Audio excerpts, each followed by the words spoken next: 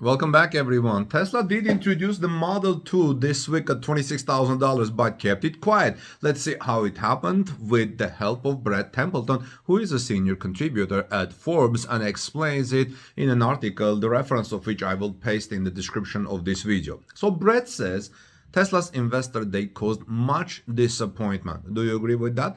He says even tanking Tesla stock for a day because there was no big announcement as expected, notably of their new low-cost next-generation vehicle. However, they actually let out a number of important details about the vehicle, most of what you need to know, other than when you will be able to buy it. Tesla's name is probably not Model 2.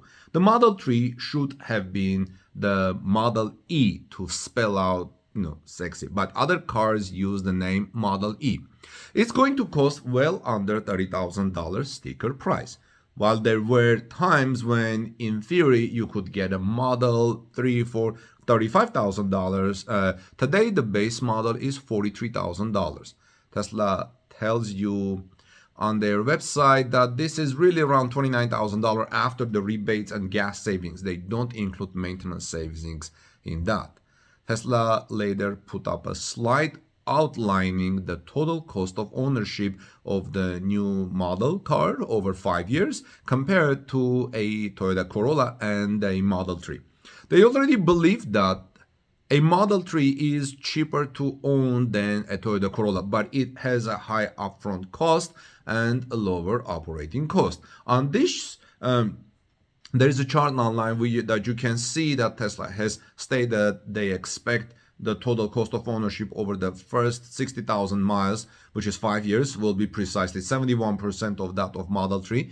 That includes about $2,000 of electricity and very low maintenance, probably 1.5 to 2 sets of tires of $800 each, and some other very minor items. This should not differ from much between the cars, though the smaller model may be a bit lighter and use less expensive tires. The other major cost will be registration fees, insurance, and most of all, depreciation.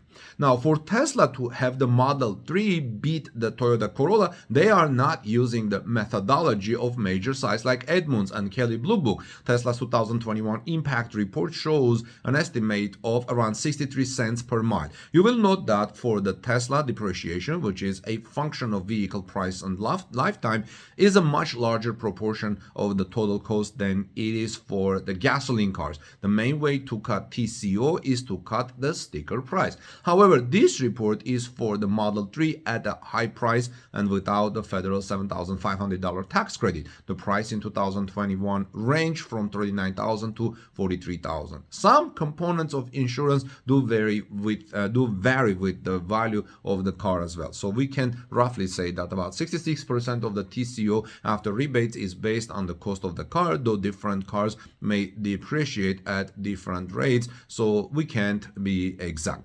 As such, a rough back-of-envelope calculation suggests that for TCO, the drop of 71%, we should see a sticker price of the car around $26,000, within range of the commonly suggested $25,000 price. Of course, when you knock $7,500 in federal credits and state credits, $2,000 in California and up to $5,000 in Colorado, you're looking at $13,500 plus fees out of the door in Colorado for a new Tesla economy model, a model which also costs you half as much to operate. It's hard to see any cost-conscious entry-level car buyer going for today's gasoline car prices.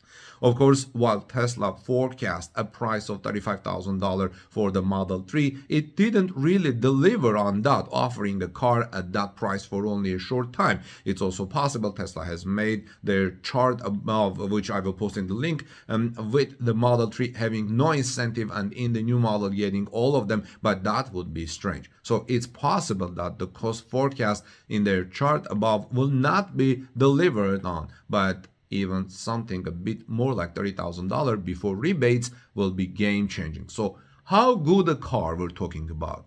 At this price, it's going to kind of suck, right? After all, the Chevy Bolt is around this price range, but doesn't compare to a Model 3. The new car may not have the 270-mile range of Model 3, but it probably will be close to LFP batteries, which have a very long life and with which you can more easily use the full 100% of the range. With lithium nickel batteries found in the high-end cars, you try only rarely charge the car up to 100%, though you can do it if you need it. With fast charges every 50 miles on main highways, and charging at home 200 miles is actually more than enough. All through the presentation, Tesla emphasized their manufacturing philosophy, make it cheaper and better at the same time. They have not always delivered on that. When they removed ultrasonic sensors to save cost, they took out parking assist, but they claim it will return soon. All of Tesla's efforts are to make the car a computer.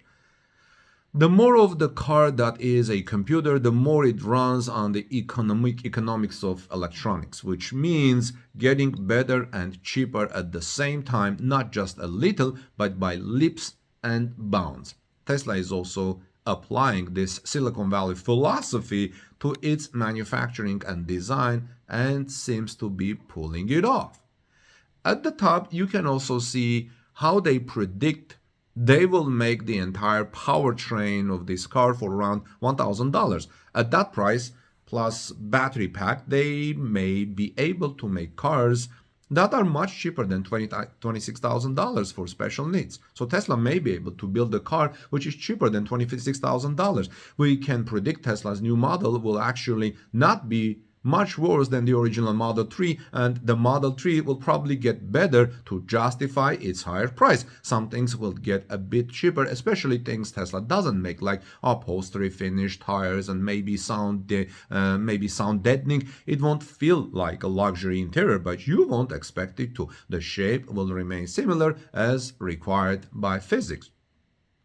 You'll have a similar screen, perhaps a bit smaller, and a similar clean dashboard. They will probably remove more physical buttons and motorized seat adjustments on the passenger seats, but in general they prefer anything that can get software control and be made in quality. You probably won't get a transmission stock, which they took out of the high-end cars. They may not make it have the same hardware pack they believe will be needed for FSD called hardware 4. They may pull some of the cameras, but also Tesla may leave room to upgrade those later or make these things in a higher trim level to keep the base price low. A lot of the fancy features will be there in software. Software doesn't cost anything to reproduce, but it costs money to write. Tesla plans to make money in its more expensive cars by giving you fancier software, not fancier hardware. Today you can pay $500 or $2,500 for different laptop computers, or $200 or $1,000 for different phones. Those devices don't differ in capability by the 5-to-1 ratio. In fact, in many cases, the cheaper device does a larger fraction of what the fancy one does. Tesla will make cars work like that too. Think Apple, which sells the same hardware as others for higher prices by making the software that customers want more. Of course, the superior charging network will work for you no matter what car model you buy. And right now, it's one of the prime reasons to buy a Tesla. So what about the Tesla van? Here, Tesla tells us they expect the global vehicle fleet to have 700 million cars like the new platform cars, along with 380 million higher-end sedans and 40 million luxury sedans. They also forecast 300 million of another vehicle class, combining pickup truck like the Cybertruck and vans with their van under a drape. So a van seems definitely in the plans. We knew about this when Tesla talked about the Las Vegas Loop, that they will use their own vans down the road. Will this be commercial van for delivery and work, or a minivan for families, or a van-style taxi for their dedicated robotaxi, as they have hinted that they didn't say, but that's what's next, I believe. Pre-orders are not yet available, but we know its cost roughly what it will look like and what features it will have. So friends, let me know your thoughts. What do you think about this on Tesla new vehicle, the price and the when? This is Armin Harayan from TorqueNews.com. If you like this report, please give us thumbs up. I would greatly appreciate it. Ring the bell after you subscribe to our channel and share in social media. God bless you. I'll see you soon in our next report. Have a great day.